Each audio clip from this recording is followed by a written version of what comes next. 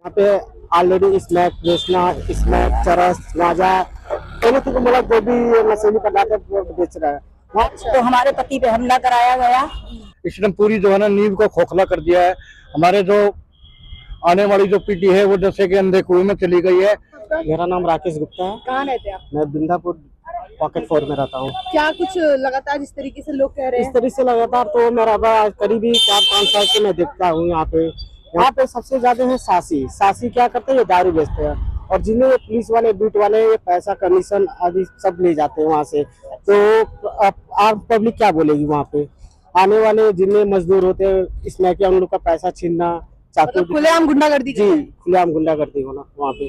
तो आपने कभी ये शाशी जो भी आप बता रहे हैं उनके पास जाके ये सब बताया नहीं बातें कि आप लोग की वजह से हमें कितनी दिक्कत? अरे मैडम हम लोग क्या बोलूं, जो अंकल ने बोलने, अशोक शर्मा जी ने बोलने गया उनके पर हमला हो गया, अदर पब्लिक क्या बोलेगी?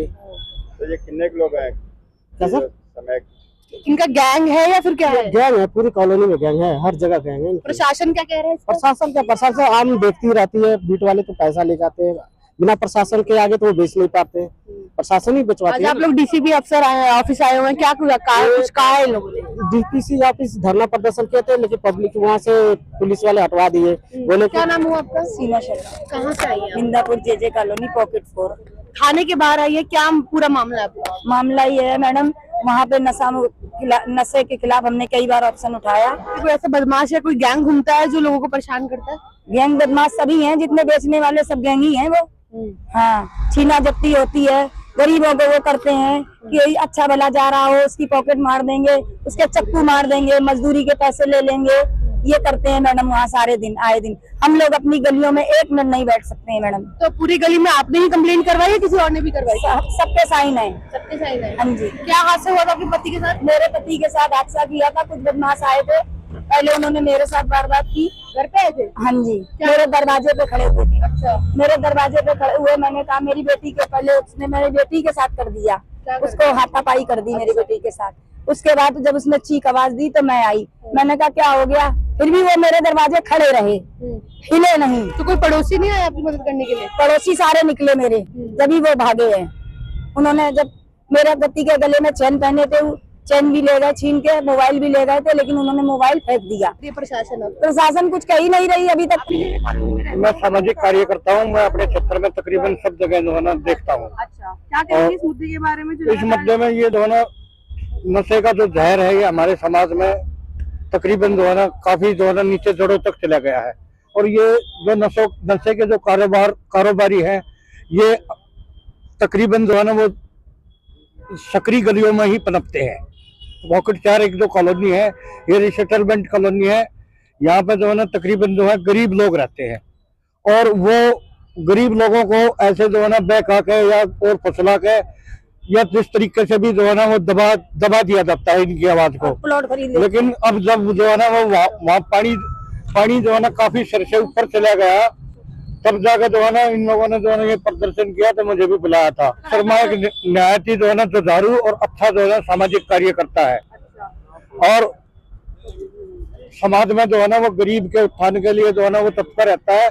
और नशे के खिलाफ जो है ना उसने जो ये आवाज उठाई तो वहाँ पे जो नशे के कारोबारियों ने अपने जो है ना वो बल का प्रयोग किया, उन पर जो है ना उनको प्रताड़ित किया, मारा। वो कई दिन जो है ना हॉस्पिटल में दाखिल रहे, लेकिन पुलिस की जो है ना वो नाफरमानी और मक्कारी भी जो है ना इसको कहा जा सकता है।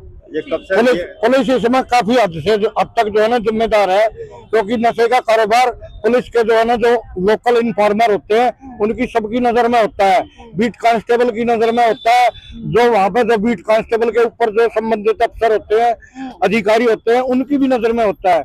लेकिन जो है ना अभी इस नक्कार खाने में जो है ना हम तो तुच्ची की आवाज की तरह है। ये बहुत बड़ा जो है ना नक्कार खाना है, इसमें जो है ना तो क्या जनता चुप हो जाएगी इस पर? जनता तो चुप नहीं होगी।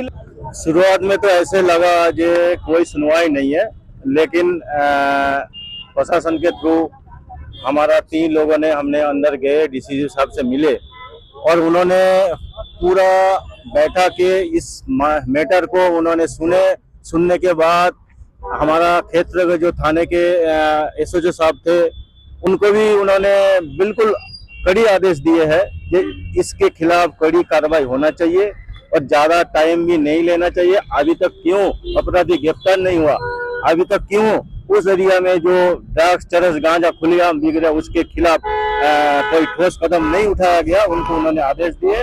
आपको खुद ज्ञात हो जाएगा, पुलिस प्रशासन लगा हुआ है और पूरा दिल्ली पुलिस प्रशासन इनके खिलाफ है, आप लोगों को साथ है और इसके ऊपर ठोस कदम उठाए जाएंगे। डीसीपी साहब द्वारा डीसीपी साहब ने बोला तत्काल अभी गिरफ्तार करो और सीधे थाने जाओ, केस रजिस्टर होगा।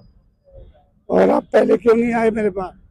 मैंने कहा मिले नहीं, हम तो कई बार आए।